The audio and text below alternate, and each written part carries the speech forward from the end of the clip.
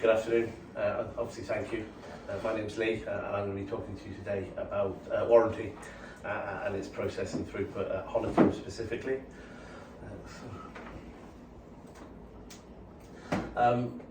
This is obviously about Honiton, and whilst it is a small site and some way short of an average Toyota dealer, it is clear that there are improvements that can be made in our processes that can increase warranty sales, sold hours, our claim quality, and the turnover ultimately at the end of that. Obviously, an ideal situation, we're looking for an increase in the invoice warranty hours through the department. We're looking to improve staff confidence in warranty process and handling for both the front of house, back of house, and the workshop team. Ideally, one of the big goals is to get a reduction in repair time, obviously spent from customer complaint date through to invoicing of the claim and payment. That's especially important as there is an incoming change which is going to reduce the amount of time we're given from customer complaint to end of repair. That is currently 21 days and we're going to be reducing that to 15 days. Coming soon, something I mentioned to Graham just recently. Is that a point of booking or a point of... Customer complaint date. So customer complaint date is the day you see the vehicle in the workshop with the job card and the complaint raised on that, be that a customer's complaint or a technician found fault. And the 15 days is to completion of submitted and invoiced? Correct. There are allowances within that and they obviously can be discussed further in other meetings because there's lots of variation. Obviously parts back order is a big consideration at the moment, but we have to show our process, and as long as we can show that we've done it correctly and it's a back order on Toyota's part, then we're covered for that. And obviously a reduction in claim errors, which reducing financial penalty is something we'd really like to do. In the current situation slide, which I'm sure you've got, do you list where we are currently running in terms of repair time to submission? I can't at the moment because the report that Toyota used to send on a regular monthly basis that told us all of that has been withdrawn whilst they prepare something for Power BI, which is obviously going to link into this new shortened repair date. So at the moment Toyota aren't giving any figures in that, so it's a difficult one for me to give official figures. I can say that we've improved, but that's nothing more than me saying at the moment. Obviously what I'd also like to do is create a scalable and transferable plan that I can take onto the other businesses that I'm responsible for, and obviously make the improvements that have happened at Honiton work elsewhere.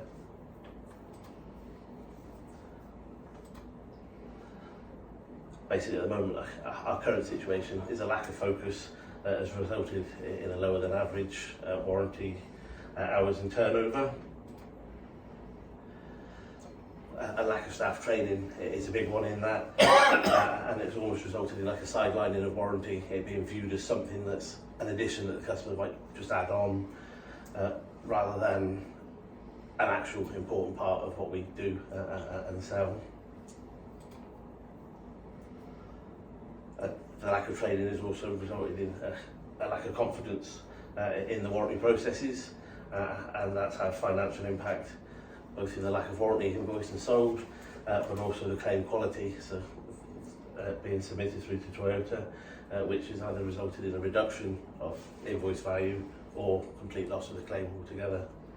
So this lack of training or focus, is that coming back from the service department to the workshop to the point where the workshop is now not bothering to report warranty, or is it a case that they are reporting it but it's not getting as processed through properly? Multi-faced, obviously. The technicians are reporting things that service advisors perhaps don't understand the importance of sometimes, but otherwise technicians reporting things that really shouldn't be reported and reporting it in the wrong way, as well as understanding what's required when they do report something. A big one, for example, would be shock absorbers.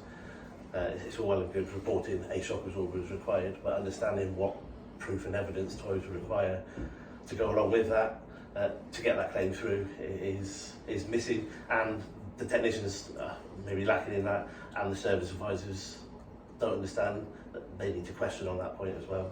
Okay. So, and as I'm mobile, I can't be everywhere all the time.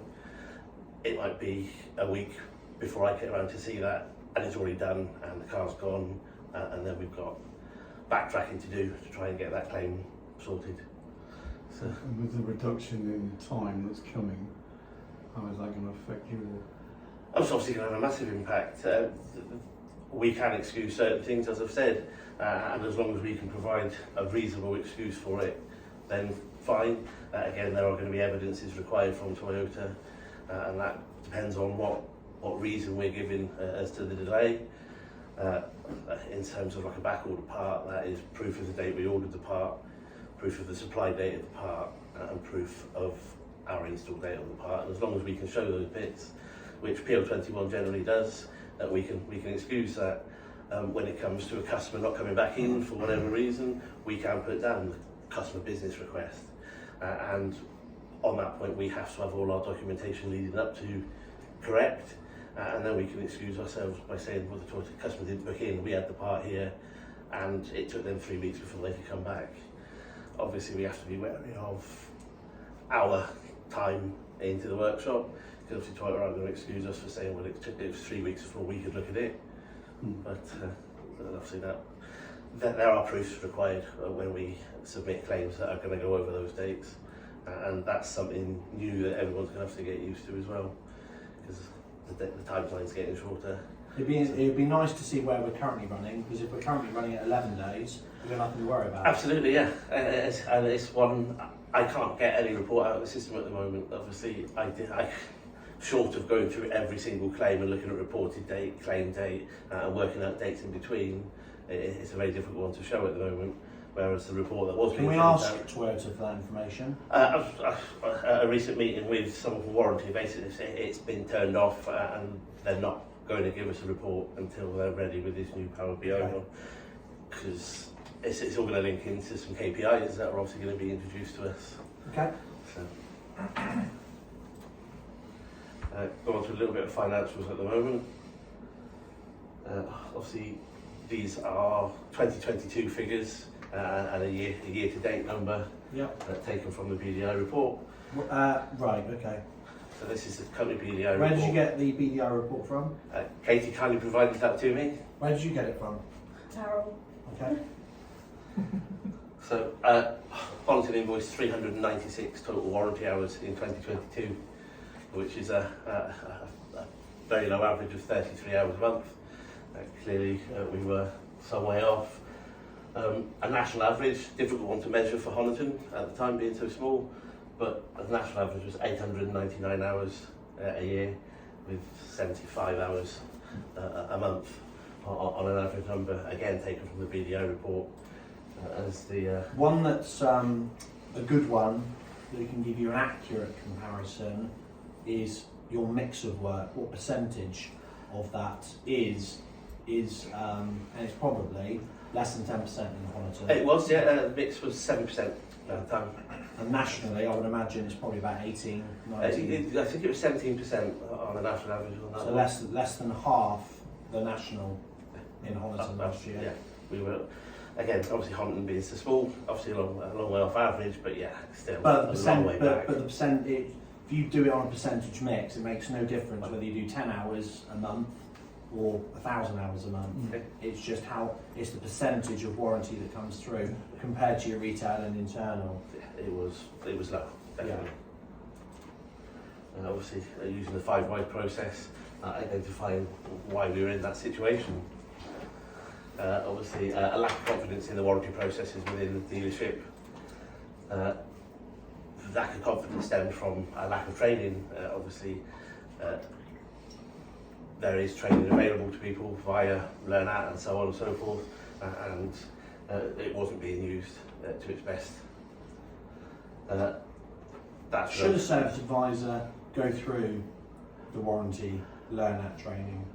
There are no NAT training points for a warranty administrator, and there are for service advisor as well. So So the service advisor courses that all our service advisors would go through, the foundation levels, would that include warranty? yes, it does, but obviously it's a brief overview, and then there are additional resources that Troy would put in place to start picking up on the increased detail of warranty. Obviously, I think the basic training gives an overview of what the term is, a rough idea of what's covered, but largely refers you back to manuals and resources and says, go fine. Obviously something that can be improved on. The lack of focus obviously was a big contributor to the reduction in warranty hours, and that was due to a lack of dedicated management. Obviously, Katie was an assistant manager in the department, but she's got her own role plus staff to look after, and it was something that can be improved on, and now John's coming in, obviously that can only be improved further. The after sales manager was the big end all on that one. My slide's gone a bit funny. Solutions and processes that I can have a direct impact on. That was to address the lack of confidence, one-to-one meetings with Katie, with warranty job cards, and explaining where we were lacking and what needed to be done to improve on that. Obviously, to address the lack of knowledge, encourage people to learn that, and the resources available to them that are in source. Under the new source, it's really easy to get to. It's a couple of clicks, and there's a lot of information in there that can be answered really quickly.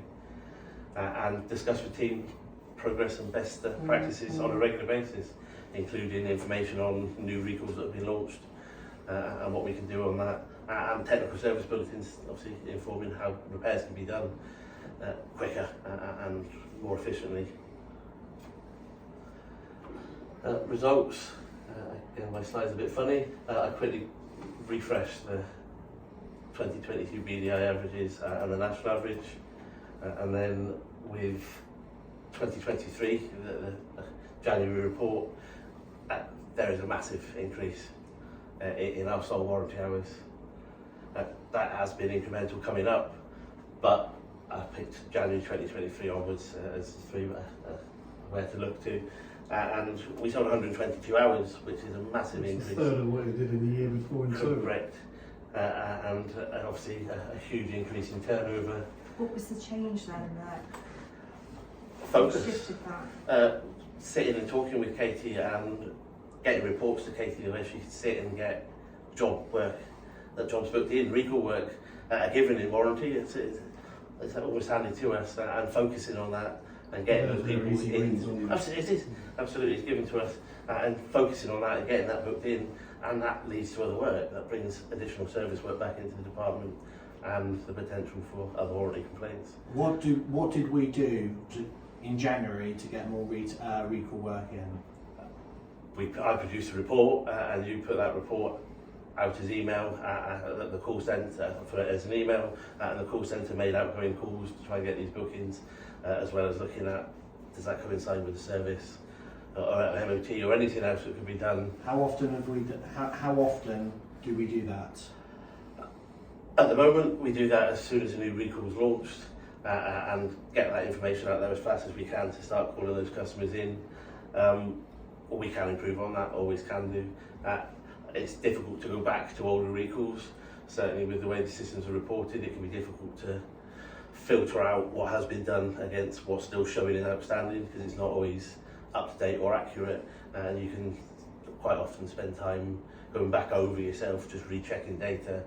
So the easiest is to get the fresh recall list out and get going with it as fast as possible.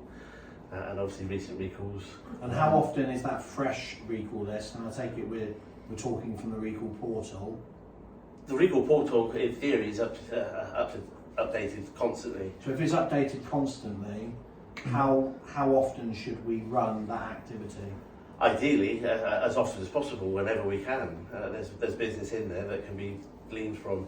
The only shortfall of the recall portal is it reports people in your area that you may never have met, and it's a lot of effort getting those people out, because you know their name and address, but you've got no phone number or email But if we're only to make doing direct contact. every time a recall comes out, that list is only going to get bigger and bigger and bigger. So So, I mean, I'm thinking it needs to be done a lot more regularly. we have improved an awful lot. These reports that weren't being used at all, and with Graham's encouragement and Chase, I've been getting that out to people as fast as I can, and doing my best to filter it for each site before they get it, so that they get good, accurate information and a good set of bookings that can be made off the back of it. Obviously, just quickly, the figures are a huge increase, and that over the last couple of months has been off the back of no rejected claims, no chargebacks to the department at all, which with Focus is fantastic, and it's nice to end the month with a clean ledger. Very good, Lee. Projections. Whilst February 2023 BDI isn't out yet, preliminary figures would show the same sort of result for February already. Have we looked at what we did in February, warranty hours? That's taken off a direct report from Drive. Yeah, what, so we've done We 123 did 123 invoice warranty hours with in Feb. in February, yeah. Fantastic. And those sort of figures averaged out and times by 3 would suggest that if we carry on the figure, we're already going to beat the entire 2022 set of figures in one quarter. So that can only be an awesome result. One that's well deserved and hard worked for. It's taken some effort. Reflection, obviously, reception and attitude from my colleagues have been fantastic, and there's a tangible improvement in their attitude towards warranty. It's now seen as something that benefits us. It's business and it's time rather than a hindrance, and we make money off it. The increased focus has had a great, obviously, reflection on the turnover for hours sold. Obviously, with recent expansion in Honiton, there are now more colleagues with whom I need to introduce to the Toyota way and provide some guidance in the warranty systems.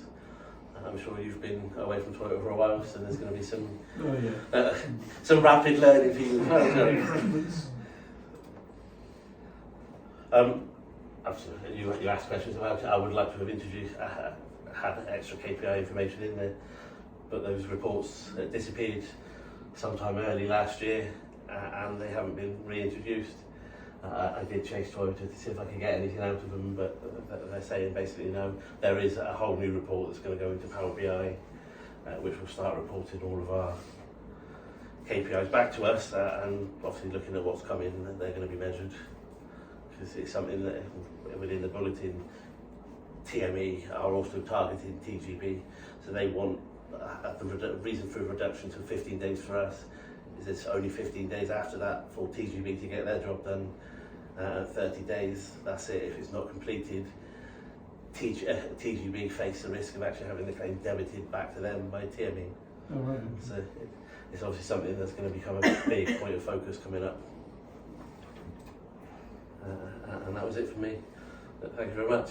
Well, clearly it's working, Lee. And when are you going to spread this magic to the rest of the group? Obviously, to come. Obviously, I've got some focus in painting to do at the moment. I need to get some ledger information sorted out and get those cleared. But once we've sorted on that, I'm booked in next week to do that with painting, and then going forwards, take what we've learned in Honiton and put it into painting, and make it work. Do you think that you need any additional resource?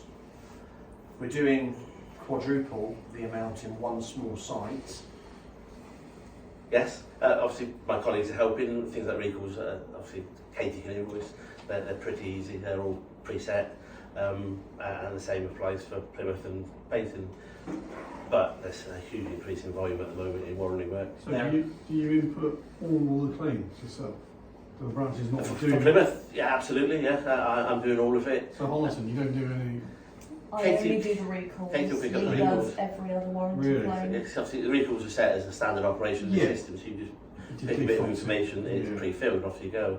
But all the other recall work, also all the other warranty work, I handle. Right. And how many times a month do you spend at Honiton doing that? Well, I try to be at Honiton once a week, so 4 times a month at the moment.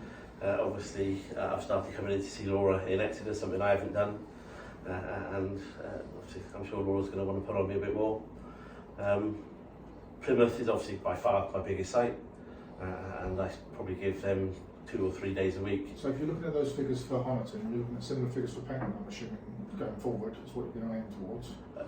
Painting is probably more than Honiton, a little bit, but certainly more. But I haven't been able to give them the focus purely on the warranty side of things. And what sort of figures are you doing in Plymouth?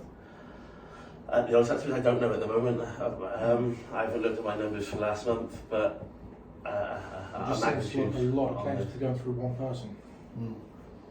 A lot of hours. We have discussed whether Lee needs support, because it's very difficult when you're doing 123 hours a month. You know, in February, I think Katie did 600 hours in total. 123 of those were warranty, but it's only really invoiced once a week. It's extremely difficult to forecast and know exactly where you are and exactly what your daily rate needs to be when a lot of your work is only invoiced once a week. Keeping on top of our WIP is a big focus area for us at the moment. The new WIP process has been a godsend for that. The categorising of WIP, who's responsible for it, and putting it into individual lists, so that it makes it so much easier just to pick up and find. Makes it so much quicker when I arrive at Honiton. I can look at my WIP list, look at my job cards, and identify to Kate anything that might be missing. Someone's identified to me as warranty, but I haven't got. And it just makes it so much easier to do rather than a huge list and then trying to work your way through it. We have a roaming after sales member of the team, Vicky. You've not met Vicky. She's in Paignton tonight. She is. She is capable of helping administer warranty, and we also have a part-time administrator here in Amy who works 3 days a week. We've also got managers that can administer warranty, so we need to look at that very, very closely moving forward. If we're driving our warranty performance, that we need to be really proactive, particularly in terms of recall. Absolutely. And if we need to invest in more resource for you, that's what we'll do. That's it. Any other questions? Brilliant. Thanks, Leigh. That was really good. Thank you.